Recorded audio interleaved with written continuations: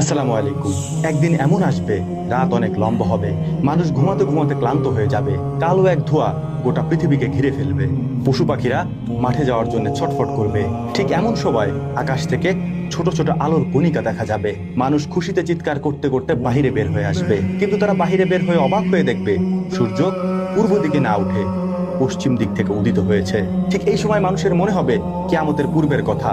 আল্লাহ রাব্বুল আলামিন যে কিয়ামতের কথা পবিত্র কোরআনে বলেছেন, মানুষ দৌড়ে গিয়ে পবিত্র কোরআন খুলবে, খুলে দেখবে পবিত্র কোরআন থেকে অক্ষরগুলিকে উঠিয়ে নেওয়া হয়েছে, সেখানে শুধু সাদা পৃষ্ঠাগুলি পড়ে আছে। ঠিক সেই সময় চিরদিনের জন্য তওবার দরজা বন্ধ হয়ে যাবে, তখন আর কারো তওবা কবুল হবে না।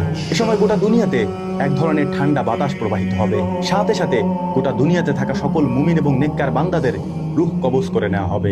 ঠান্ডা বাতাসে রূহ কবজ করার সময় তাদের কোনো কষ্টও হবে না, তারা বুঝতেও পারবে না, তারা টেরও পাবে না।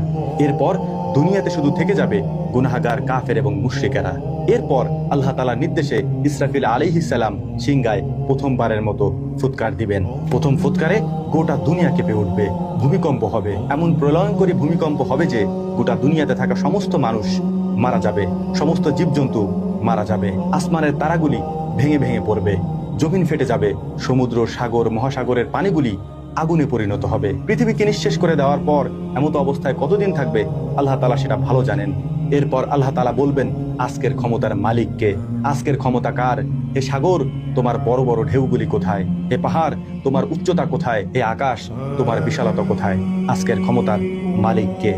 আল্লাহ তাআলা নিজেই উত্তর দিবেন, আজকের ক্ষমতার একমাত্র মালিক আল্লাহ সুবহানাহু ওয়া তাআলা।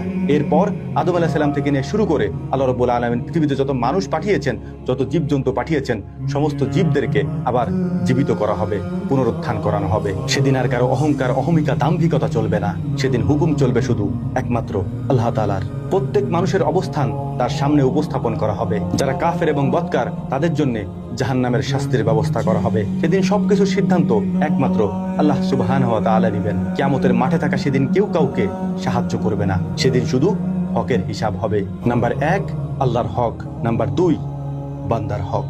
আল্লাহ রাব্বুল আলামিন বান্দার কাছ থেকে রবের হক বুঝে নেবেন এবং মানুষের কাছ থেকে বান্দার হক বুঝে নেবেন। পবিত্র কোরআনের 99তম সূরা জিলজাল যদি আপনি পড়ে থাকেন, আপনার সামনে কিয়ামতের এই পরিবেশগুলি, কিয়ামতের এই দৃশ্যগুলি খুলে খুলে আল্লাহ রাব্বুল আলামিন বর্ণনা করেছেন। আপনার কাছে মনে হবে আপনার সামনে উপস্থাপন করা হয়েছে এটি। অবশ্যই পড়বেন সূরা জিলজাল, পবিত্র কোরআনের 99তম সূরা।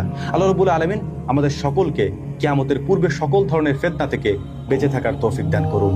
ওয়া মা তৌফিকি ইল্লা বিল্লাহ। নাসরুম মিনাল্লাহি ফাতহুন কারীব ওয়া আখিরু দাওয়ানা আলহামদুলিল্লাহি রাব্বিল আলামিন। আসসালামু আলাইকুম ওয়া রাহমাতুল্লাহি তাআলা ওয়া বারাকাতুহু।